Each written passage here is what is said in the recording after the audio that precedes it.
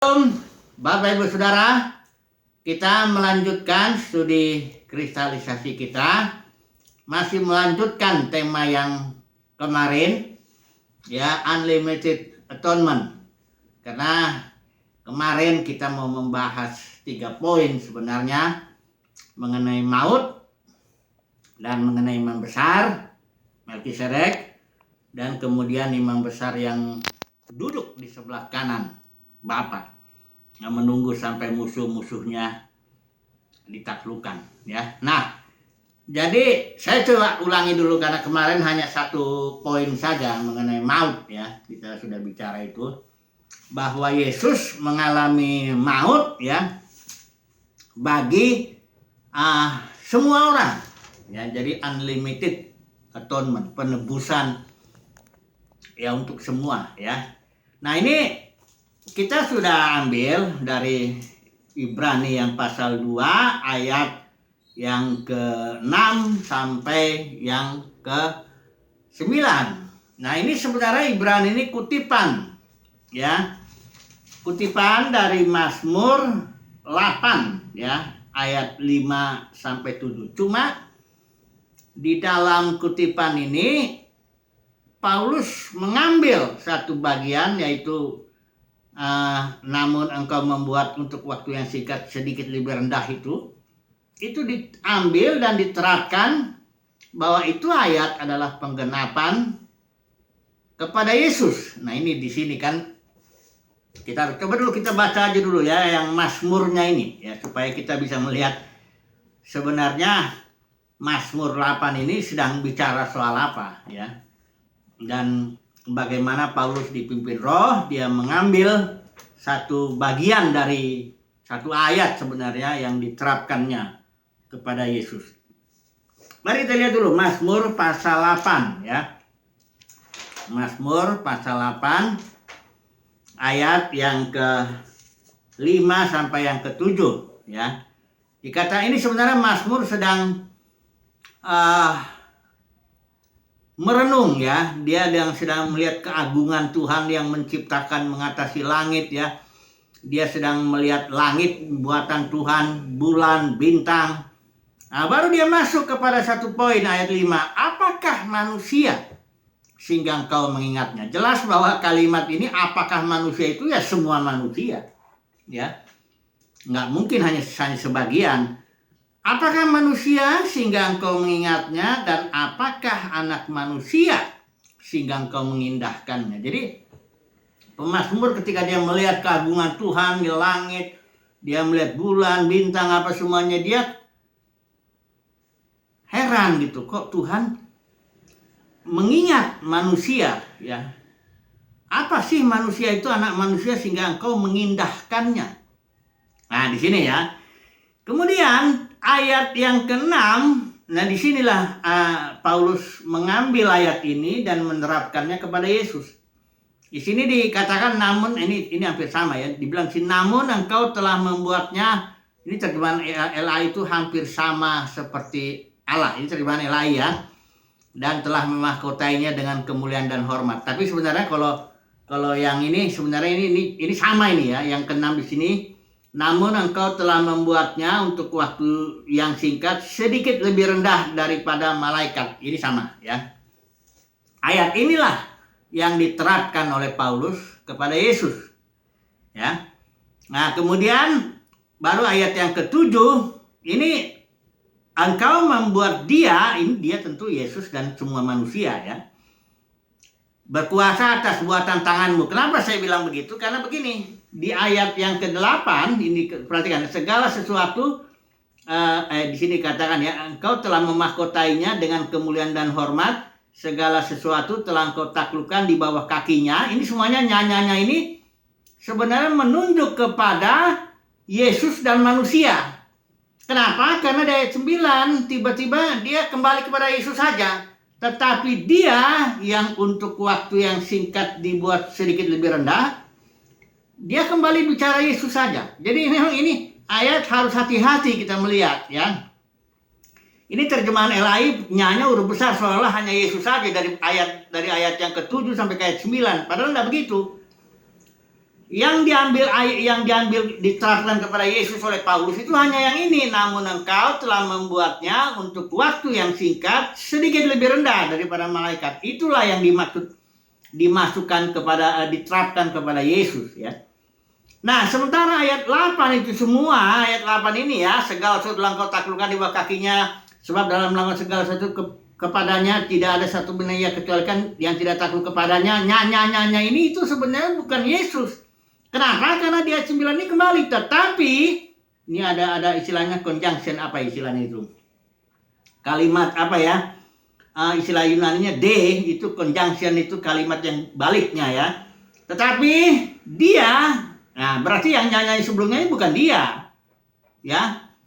Itu yang semuanya ini manusia, memang termasuk Yesus kan, dia kan Yesus manusia. Tapi yang maksudnya nyanyi di ayat 8 ini jangan diterapkan kepada Yesus. Itu bukan hanya Yesus saja, tapi semua manusia, ya, semua manusia nih, segala sesuatu telah kau taklukkan di bawah kaki semua manusia.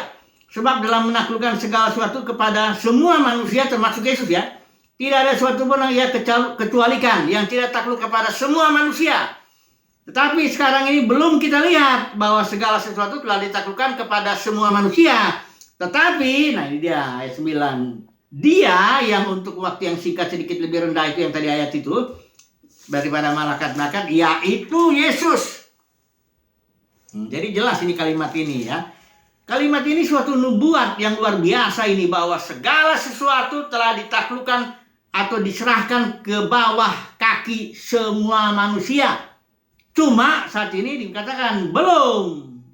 Ya, kita lihat bahwa segala sesuatu telah ditaklukkan kepada semua manusia. Tetapi dia itu menunjuk Yesus ya, yang sedikit lebih rendah dari malaikat ya. Kita lihat oleh karena penderitaan maut dimahkotai dengan kemuliaan dan hormat. Nah ini perhatikan, supaya oleh kasih karunia Allah Yesus ini maksudnya mengalami maut bagi semua manusia. Memang konteksnya semua manusia. Mazmur 8 itu adalah renungan pemazmur ketika dia melihat langit, bulan, bintang apa semua, dan dia kagum. Kok Tuhan memperhatikan manusia? Semua manusia maksudnya. Ya. Jadi harus diingat dulu konteksnya ya. Walaupun memang Paulus tiba-tiba mengambil ayat yang tadi yang diciptakan sedikit di bawah malaikat itu diterapkan kepada Yesus. Tapi kita harus tahu, ayat berikutnya tetap semua manusia. Baru kemudian kembali lagi, tetapi Yesus itu yang oleh karena kasih karunia Allah mengalami penderitaan maut mengalami maut bagi semua manusia. Jadi harus diingat ya, ini terjemahan LAI yang pakai nyanya huruf besar itu seolah-olah hanya Yesus semua di sini, itu salah. Ya, terjemahan bisa salah ya. Jadi kita mengakui kebenaran Alkitab ditulis tidak salah dalam bahasa aslinya, tapi kalau dalam terjemahan begini ya tentu banyak kesalahan ya. Nah, karena terjemahan ini jadi seperti menafsirkan juga sebenarnya ya. Nah, jadi intinya di sini bilang bahwa Yesus mengalami maut karena upah dosa itu maut. Ingat selalu itu, upah dosa maut, bukan upah dosa neraka kekal seperti diajarkan Agustinus. Akhirnya Calvin juga ngajar seluruh, bahkan bukan hanya reformasi, sampai karismatik, Pentakosta ngajarin bahwa neraka kekal. Padahal itu sebenarnya salah, kan sudah saya bilang itu salah fatal itu sebenarnya. Upah dosa itu maut, yaitu suatu jenis hidup yang dikuasai iblis. Ya, sesuai dengan ini Ibrani pasal 2 ini ayat yang ke-14. Nah, Yesus mengalami maut bagi semua manusia. Jadi penebusannya itu unlimited atonement. Penebusan yang tak terbatas dalam arti semua manusia. Ya. Jadi ini poin yang harusnya, kalau kita mau lihat lagi sih banyak ayat-ayatnya. Misalnya kalau Tuhan bilang yang menunjuk itu baptis, lihatlah anak domba Elohim yang menghapus dosa dunia. Ya, itu dunia seluruhnya itu ya. Demikian juga yang di sini Yesus itu menghapus dosa-dosa kita. 1 Yohanes 2 ayat 2 itu. Bukan hanya dosa kita tapi dosa seluruh dunia. Kemudian juga 1 Yohanes 4 itu dibilang Bapa mengirim anaknya, mengutus anaknya untuk menjadi juru selamat dunia. Ya, kalau dia bukan menyelamatkan dunia, ya dia berarti bukan diutus sebagai juru selamat dunia. Karena nggak layak dia disebut juru selamat dunia. Karena kalau mau dia disebut juru selamat dunia, berarti dia harus menyelamatkan dunia. Baru dia bagus, ya. Baru dia pantas lah mendapat gelar juru selamat dunia. Jadi ini dari ayat ini jelas bahwa penebusan Yesus itu, bahwa dia mengalami maut bagi semua manusia.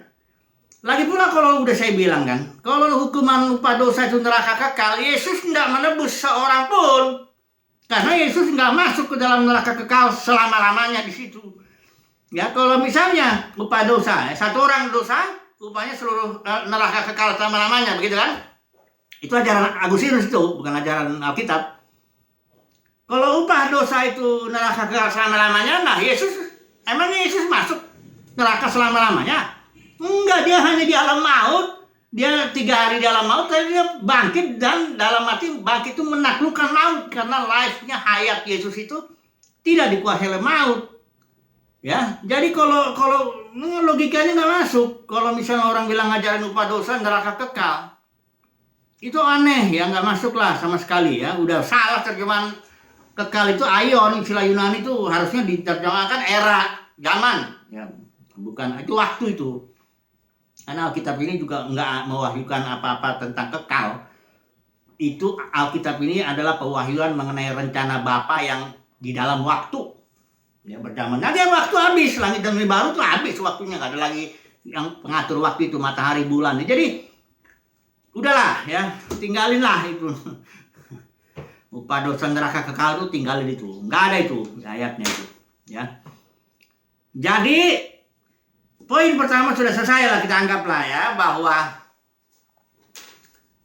Yesus itu melakukan penebusan yang disebut unlimited, artinya dia mati atau mengalami maut bagi semua manusia ya.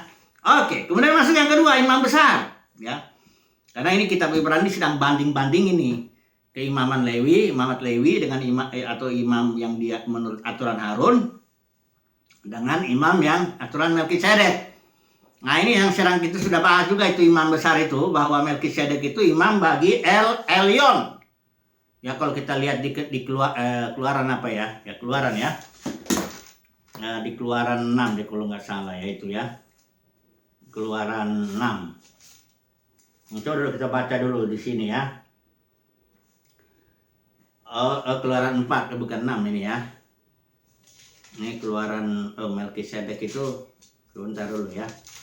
Abraham kejadian ya. Ada kejadian itu, Abraham itu. Kejadian sebentar ya. Kejadian, ini Abraham. Setelah dia berperang, merebut Lot, hasil rampasannya itu si Abraham itu mempersembahkan kepada ini yang 14 ya, Melkisedek ini. Di sini dikatakan, dan pasal 14-18, dan Melkisedek Raja Salem membawa roti dan anggur, dan dia adalah seorang imam bagi El Elyon. El Elyon itu artinya the most high God, Elohim yang maha tinggi, artinya memiliki otoritas atas segala sesuatu. Dan karena Yesus itu Son of God, Son of the most high God, itu jadinya Yesus itu adalah putra dari El Elyon ya. Itu sebabnya Yesus ketika dia mati bangkit, dia bilang segala otoritas surga di bumi sudah kupegang, karena Yesus sebagai ahli waris putra ya. Ahli waris. Jadi Yesus itu adalah imam besar ya bagi El Elyon ya. Yesus imam besar bagi El Elyon, makanya setelah dia mati bangkit ya menjadi imam besar, duduknya di sebelah kanan Bapa. Artinya apa? Dia memiliki otoritas, segala otoritas surga di bumi itu ada di tangan Yesus ya. Nah, cuman kita harus paham itu maksudnya apa. Karena keselamatan ini soal otoritas, ingat ya. Jadi Yesus ini sudah mati bangkit, dia bagi semua manusia ya. Duduk di sebelah kanan Bapa, punya otoritas ya. Keselamatan itu bukan ditentukan oleh kehendak orang. Itu dalam hal ini Calvin benar. Total depravity, dia bilang tulis ya. Total depravity, manusia sudah hancur. Habis, nggak ada lagi, mati dalam dosa, udah habis lah, nggak ada lagi bisa apapun yang di dalam diri manusia bisa, iman pun tak bisa manusia punya, karena iman itu diberikan kok. Kemudian unconditional election, pemilihan yang tak terkondisi oleh manusia ini. Pemilihan itu mutlak otoritas Tuhan, kehendak Bapa, kedaulatan Bapa. Nah, dalam hal ini Calvin benar. Jadi keselamatan itu adalah soal otoritas. Kalau Yesus bilang datang, datang. Kalau Yesus bilang Matius itu sedang ngitung duit, itu dipanggil Yesus itu. Orang kalau udah lagi ngitung duit sudah tahu sendiri ya. Mana mau dia dipanggil.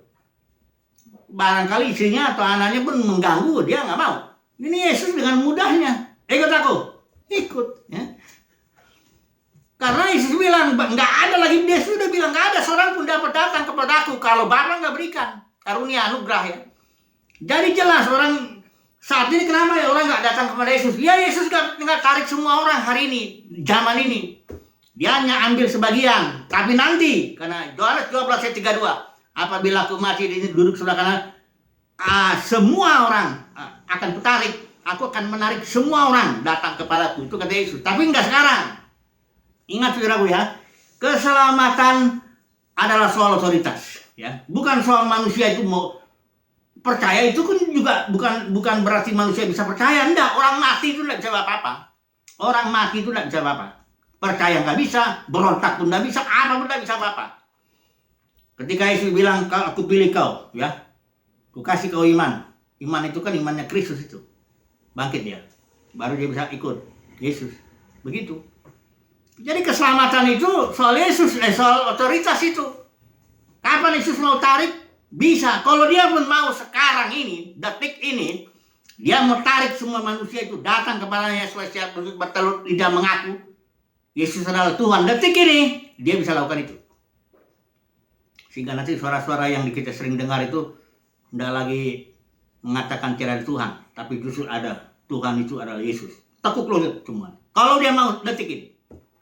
Karena apa? Karena keselamatan soal otoritas. Dan otoritas itu sudah di tangan Yesus sekarang. Sebagai imam besar, aturan Melkisedek. Karena dia imam besar bagi El Elyon, the Most High God. Itu sebabnya saya dikatakan gini. Penebusan Yesus bukan saja dia bersifat unlimited, tapi juga dia duduk sebelah kanan Bapa, punya otoritas, tinggal tunggu waktunya aja. Makanya ayatnya dibilang, tinggal tunggu waktunya, Yesus akan membiarkan musuh-musuhnya ditaklukkan. Ya, ini ada musuh-musuhnya ditaklukkan. Dan musuh yang terakhir ditaklukkan itu apa? Maut. Ya, bukan neraka kekal, kayak lagi maut. Karena upah dosa itu maut. Jadi kalau musuh terakhir ditaklukkan, mau ditaklukkan, ya berarti nggak ada lagi dosa, ya habis ya.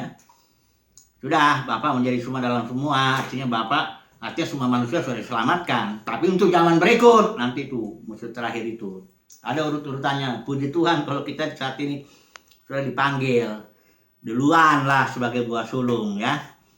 Jadi ingat itu ya, keselamatan adalah soal otoritas ya. Ada orang memberitakan Injil soal katanya Yesus ketok-ketok pintu. Ini menghina Yesus sama sekali. Saya nggak suka sekali dengan itu. Dia pernah ngomong gini, ya anak muda sih emang dia. Yesus mengetuk semua pintu. Dia ngutip dari pintu gereja Laodikia itu yang Yesus itu ngetok tuh. Itu gereja, pintu gereja itu. Pintu hati gereja, bukan pintu hati semua orang. Hanya gereja Laodikia yang karena sombong Yesus keluar, nggak ada fellowship lagi. Dia ketuk siapa yang ada mau hati di situ. Jadi dia bilang Yesus ketuk hati, pintu hati semua orang keliling-keliling lah kayak pengemis begitu ya. Aduh, kasihan sekali lah Yesus ini ketuk-ketuk siapa yang mau buka pintu gitu. Kayak pengemis bukan begitu. Yesus tidak pernah. Bahkan kalau datang orang banyak ramai dia bilang barang siapa mau ikut aku begini. Dia bukan pemimpin yang senang kalau misalnya ada orang ramai-ramai datang. Enggak begitu. Dia pilih. Yesus bilang, bukan kamu yang pilih aku, kata Yesus. Aku yang pilih kamu. Nah ini jelas ya. Kalau beritakan Yesus itu jangan beritakan Yesus sebagai pengamis lah ya. Jangan beritakan itu. Beritakan Yesus sebagai imam besar, aturan Melkisedek yang saat ini dia duduk sebelah kanan Bapa, dan yang dia bilang itu, aku akan tarik semua orang. Pada waktunya ya, sesuai urutannya itu. Semuanya akan datang kepada. Gitu. Jangan beritakan Yesus yang, karena itu Yesus yang pengemis itu Yesus yang bukan Yesus Alkitab. Kalau Yesus Alkitab yang saya lihat ini, dia sangat berkuasa. sangat berotoritas ya. Tak ada seorang pun datang kepadaku, kata Yesus, kalau Bapa nggak kasih karunia, nggak berikan kasih karunia sama dia. Itu. Jadi sekali lagi, penebusan unlimited. Yesus mati bagi semua orang. Kedua, Yesus punya otoritas. Mau tarik siapa sekarang ini, di zaman ini? Zaman berikut dia tarik lagi. Zaman berikutnya. Dia santai aja, tenang aja. Dia serahkan Bapa sampai semua musuhnya takluk. Musuh terakhir itu maut. Oke. Yang ketiga ini sebenarnya sudah langsung sambung ini sebenarnya. Duduk sebelah kanan Bapa ini sudah saya singgung lah ya. Jadi nggak perlu lagi diulangin ya. Yang dikalahkan Yesus itu sebenarnya bukan hanya maut, tapi iblis ya. Coba lihat di sini ya. Karena surat Yohanes juga bilang itu, inilah menyatakan dirinya untuk menghancurkan pekerjaan-pekerjaan iblis. Di sini juga dalam Ibrani 2 ayat 14 ya. Itu yang dimusnahkan itu adalah iblis. Coba perhatikan ya. Karena anak-anak itu adalah anak-anak dari darah dan daging, maka ya juga menjadi sama dengan mereka dan mendapat bagian dalam keadaan mereka, supaya oleh kematian Yesus, Yesus itu memusnahkan dia, yaitu iblis yang berkuasa atas maut. Jadi dimusnahkan ini apa ya? Ditiadakan. Istilah Yunani pengertiannya ditiadakan. Dibuat apa? Render powerless, itu dibuat tidak berdaya iblis itu sama maut ya. Tadinya dia berkuasa, tapi sekarang sudah tidak ada lagi. Jadi Yesus kapan aja mengambil orang yang dari maut, di alam maut bisa aja. Ini dia, ya iblis sudah kalah. Jadi kesimpulannya apa? Ya karena Yesus sebagai imam besar, Melkisedek di sebelah kanan, dia sudah tebus semua manusia, ya udah. Berarti semua manusia selamatkan, itu kesimpulannya yang normal. Ya. Semua, hanya ada urutannya. Di zaman ini Yesus nggak tarik semua orang. Di zaman ini dia hanya pilih buah sulung, sebagian kecil aja. Sebagian kecil itu. Yang dipanggil juga yang banyak, memang yang banyak-banyak itu orang itu yang dipanggil. Tapi yang dipilih nanti di antara itu ya sedikit. Ya. Banyak dipanggil, tapi sedikit yang dipilih. Ya, dan orang-orang pilihan Tuhan itu saudara jangan bayangkan itu orang-orang hebat yang kelihatan hebat di dalam dunia kekristenan, belum tentu harus gitu.